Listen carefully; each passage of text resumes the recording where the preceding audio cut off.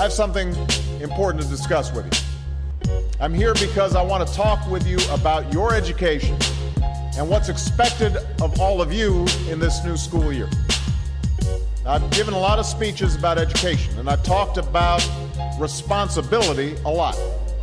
I've talked about teachers' responsibility for inspiring students and pushing you to learn.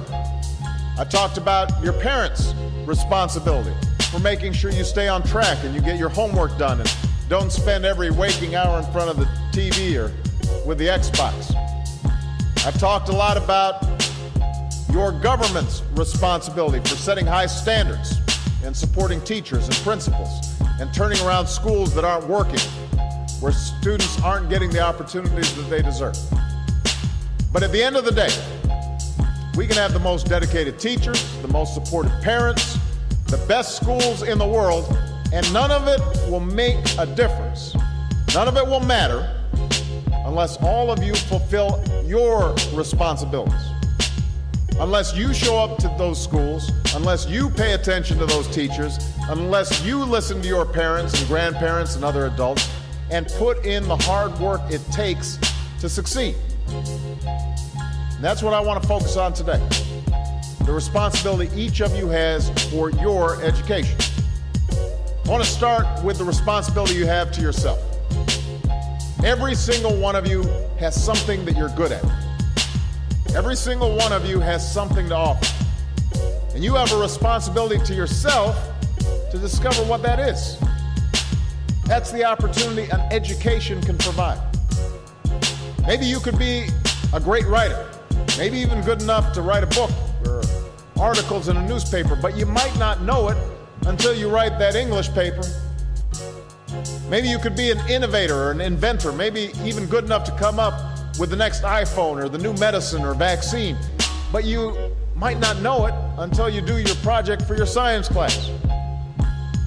Maybe you could be a mayor or a senator or a Supreme Court justice, but you might not know that until you join student government or the debate team. And no matter what you want to do with your life, I guarantee that you'll need an education to do it. You want to be a doctor or a teacher or a police officer? You want to be a nurse or an architect, a lawyer or a member of our military? You're going to need a good education for every single one of those careers. You cannot drop out of school and just drop into a good job. You've got to train for it and work for it and learn for it. And this isn't just important for your own life and your own future. What you make of your education will decide nothing less than the future of this country. The future of America depends on you. What you're learning in school today will determine whether we as a nation can meet our greatest challenges in the future. You'll need the knowledge and problem-solving skills you learn in science and math to cure diseases like cancer and AIDS, and to develop new energy technologies and protect our environment. You'll need the insights and critical thinking skills you gain in history and social studies to fight poverty and homelessness, crime and discrimination, and make our nation more fair and more free.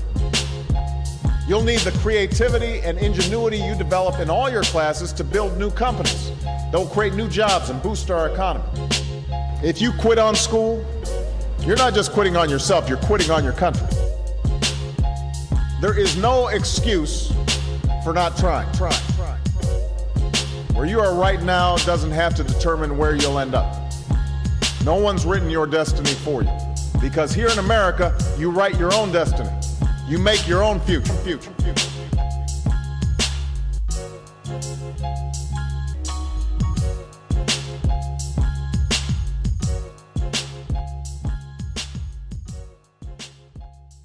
To arrange Black Voices Music Learning Lab at your school, church, youth program, or youth organization, call 888-817-1313 or email sunqmoon@live.com.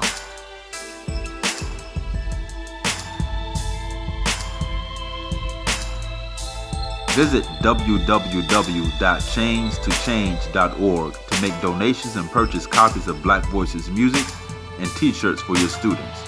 We are breaking change and making change. Peace.